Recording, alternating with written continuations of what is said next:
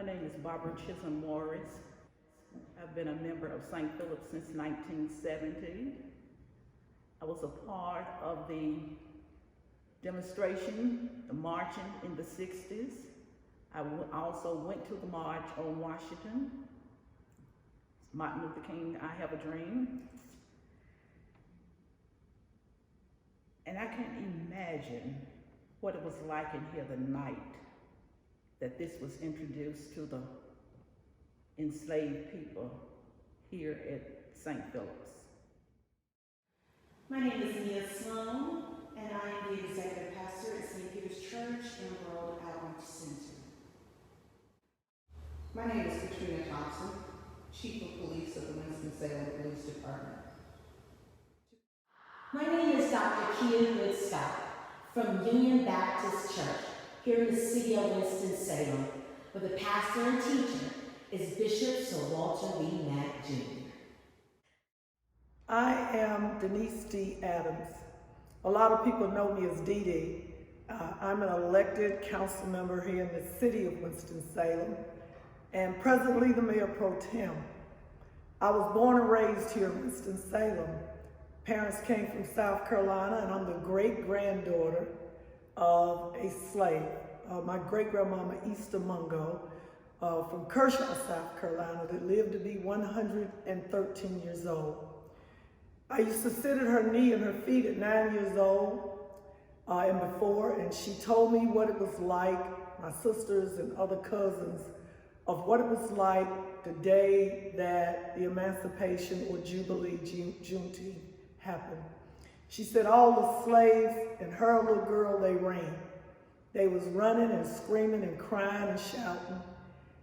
And she said that they didn't know that even though they were free, they weren't free. And even in a time like this, I can attest to the fact that yes, we're free by the Constitution and the Declaration of Independence, but as Black folks and African Americans, we have never been free. To commemorate the 155th anniversary of Juneteenth, I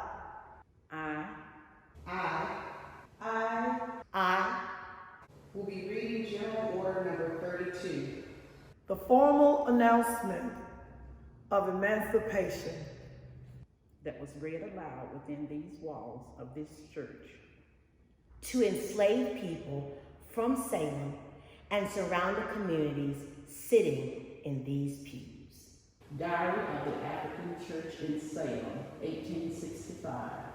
Sunday, May 21st, the church was crowded with colored people and a few whites. It having become known that Reverend Mr. Clark, chaplain of the 10th Regiment, Ohio Cavalry, would speak. The services was opened with singing, whereupon Brother Kruger offered a prayer. Mr. Clark then read his text, 1 Corinthians, 7th chapter, 21st verse, and after a few remarks on the circumstances of the church at Corinth, proceeded to read two general orders from General Schofield. The order reads, To remove a doubt which seems to exist in the minds of some of the people of North Carolina. It is hereby declared that by virtue of the proclamation of the President of the United States, dated January 1st, 1863, All persons in this state heretofore held as slaves are now free. and that it is the duty of the Army to maintain the freedom of such persons. It is recommended to the former owners of the freedmen to employ them as hired servants at reasonable wages. it is recommended to the freedmen that when allowed to do so, they remain with their former masters. And labor faithfully. So long as they are treated kindly and paid reasonable wages. Or that they immediately seek employment elsewhere in the kind of work to which they are accustomed. It will not be well for them to congregate about towns or military camps. They will not be supported in idleness. Idleness. Idleness.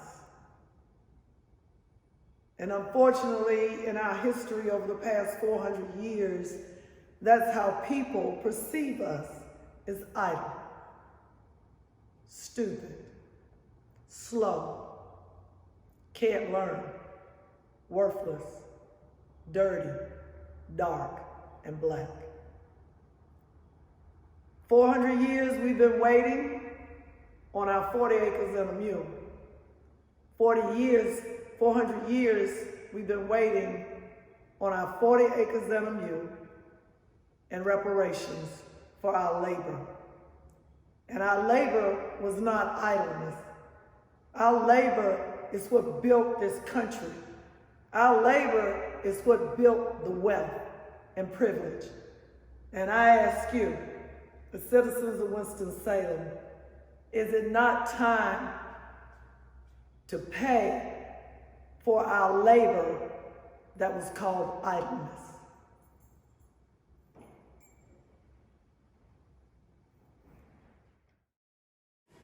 We've never been idle, and may we truly, truly embody the freedom that we've always had.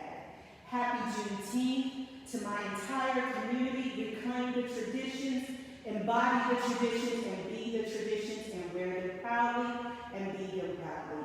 Have a great and beautiful day. Ashe and amen.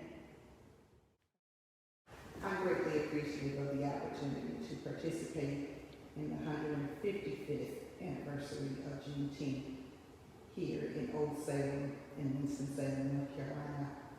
And as the Chief of Police, I'm extremely honored to be serving this community during this time. Thank you.